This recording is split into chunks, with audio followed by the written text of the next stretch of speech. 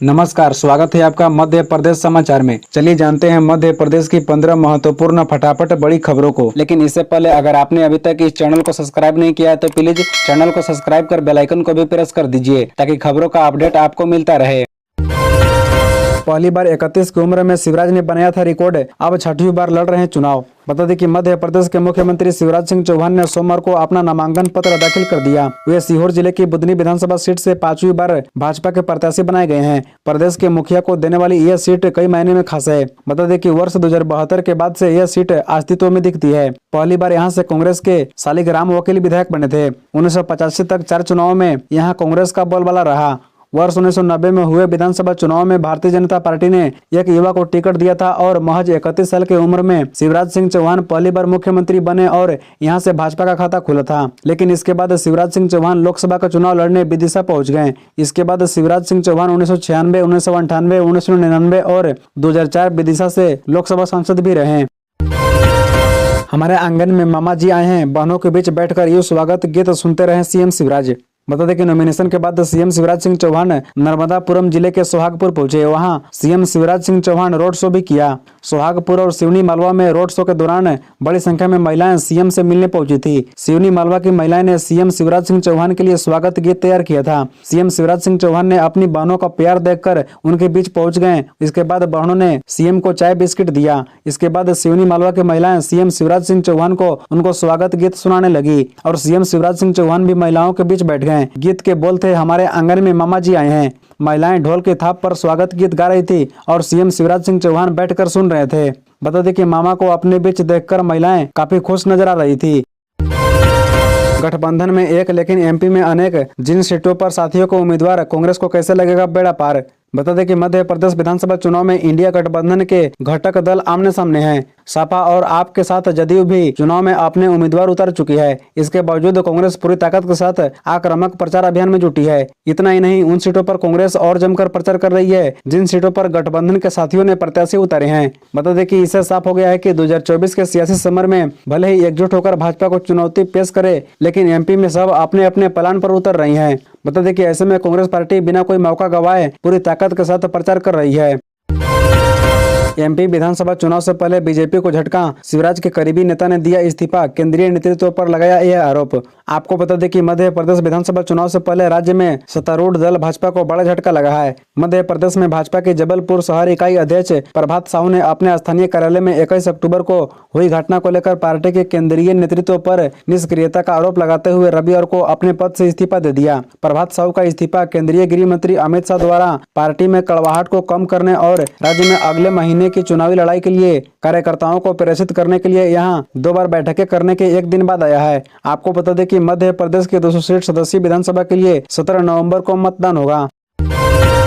नर्मदा पूजन के बाद सीएम शिवराज ने बुधनी से भरा पर्चा, जानिए क्या बोले।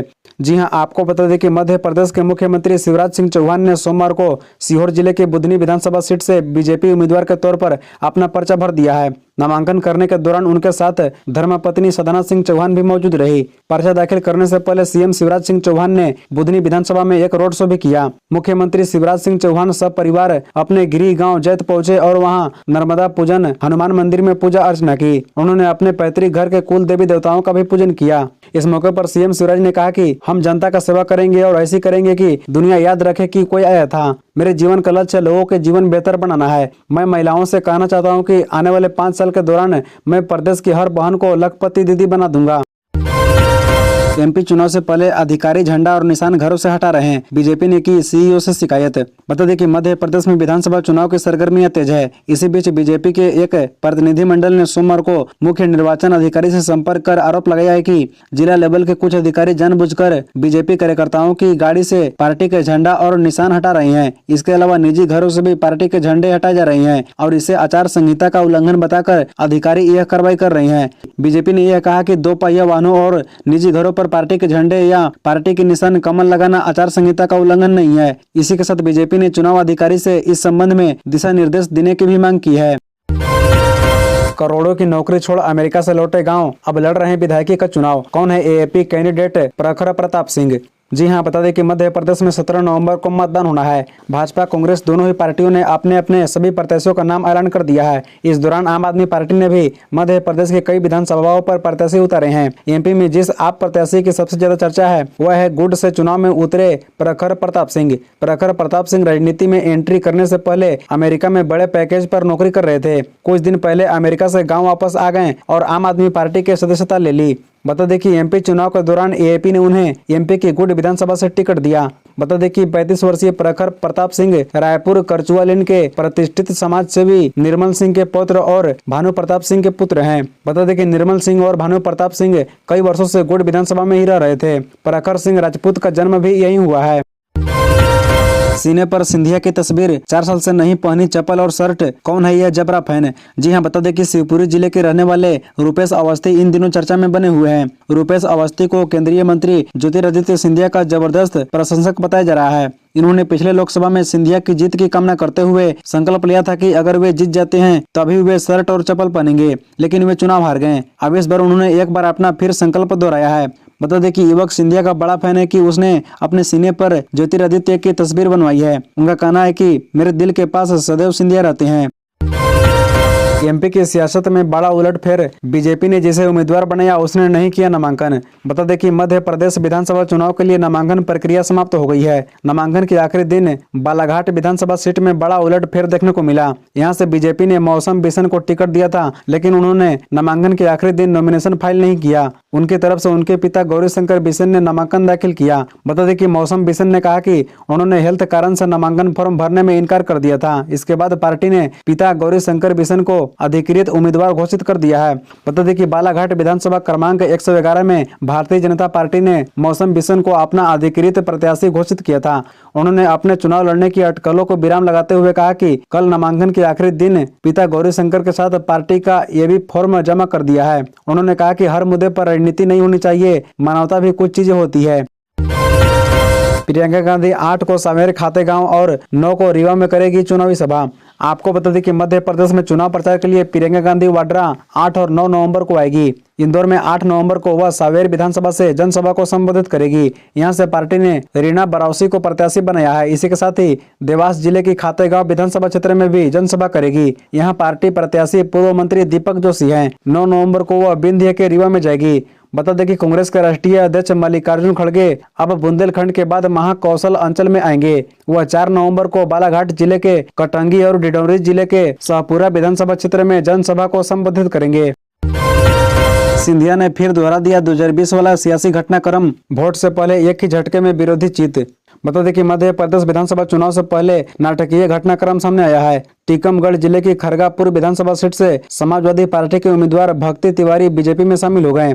सोमवार को नामांकन का आखिरी दिन था। ऐसी ही सियासी घटनाक्रम आज से 3 साल पहले मार्च 2020 में हुआ था, जब कांग्रेस की सरकार गिर गई थी। इन दोनों ही घटनाक्रम का केंद्र बिंदु ग्वालियर सियासत के महाराज कहे जाने वाले ज्योतिरादित्य सिंधिया है। सिंधिया ने ही सपा उम्मीदवार को बीजेपी की सदस्यता दिलाई और सिंधिया ने ही मार्च 2020 में कांग्रेस की सरकार मध्य प्रदेश से गिरा दी थी। बता दें कि उस समय सभी विधायकों ने सिंधिया के समर्थक में अपनी विधायकी से इस्तीफा दिया और कांग्रेस भी छोड़ दी थी, जिस कारण से मार्च 2020 में कमलनाथ की सरकार गिर गई। इसी दौरान सिंधिया बीजेपी में शामिल हो गए थे, जिसके बाद राज्य में शिवराज सिंह चौहान की सरकार बनी थी। शिवराज सिंह चौहान को कृषि मंत्री बनाना चाहते थे पीएम मोदी, एक बात से रूठ गए थे अमित शाह। जी हां, आपको बता दें कि मध्य प्रदेश का अगला मुख्यमंत्री कौन होगा यह अब तक साफ नहीं है।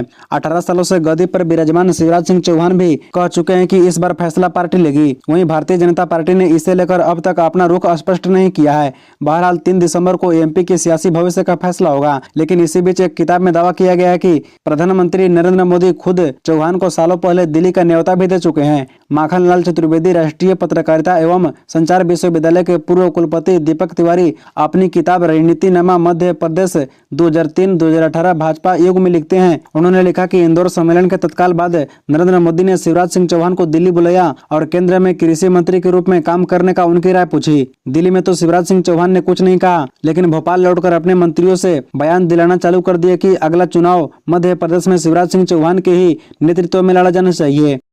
इसी तरह रोजाना खबरों से अपडेट रहने के लिए इस चैनल को सब्सक्राइब कर बेल आइकन को भी प्रेस कर दीजिए। धन्यवाद।